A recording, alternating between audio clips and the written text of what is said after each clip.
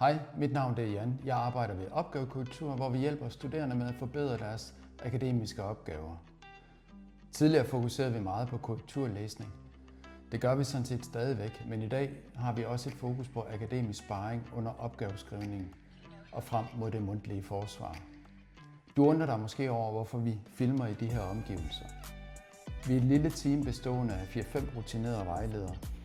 Vores service baserer sig på et tillidsfuldt samarbejde mellem den enkelte vejleder og den enkelte studerende.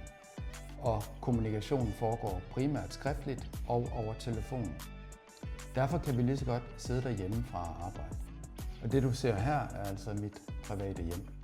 Vores fokus er på længere akademiske opgaver, bacheloropgaver, specialer og Ph.D.-afhandlinger. For mange er det forståeligt nok en stor mundfuld at skulle skrive en lang akademisk opgave. Vi kan hjælpe dig i opstartsfasen med at få projektet defineret, få det afgrænset og komme godt i gang med de første par sider af opgaven, så du får et godt afsæt for den videre skrivning. Vi kan også vejlede dig undervejs, hvis du støder ind i specifikke problemer, f.eks. med teoriinddragelsen, i analysekapitlet eller i diskussionen.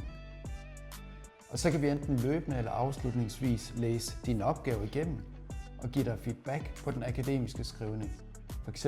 på den røde tråd, på argumentationen, på sammenhængen, på referenceorientering og på opgavens styrker og svagheder generelt. Mange studerende får hjælp af AI, når de skal skrive deres opgave. Det er godt, og det er naturligt, at man bruger et værktøj som f.eks. ChatGPT. Men hos nogen, der overtager chatbottens skrivning i en grad, så den studerendes personlige stemme forsvinder, og dermed forsvinder selvstændigheden også. Det er ikke så godt. Vi kan hjælpe dig med at vurdere, om den måde, du har brugt AI i din opgave på, om den er hensigtsmæssig. Det er vigtigt for mig at understrege, at vi, når vi vejleder, ikke bare diagnostiserer opgaven, altså peger på opgavens problemer. Vi giver konkrete og realiserbare ændringsforslag til, hvordan du kan forbedre din opgave. Feedbacken skal være fremadrettet, så du rent faktisk kan bruge den til at give din opgave et reelt akademisk løft.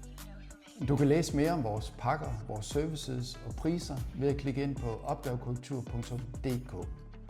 Du er også meget velkommen til at skrive en mail til mig.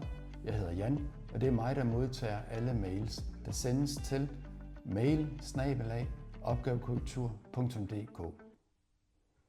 Tak fordi du så med.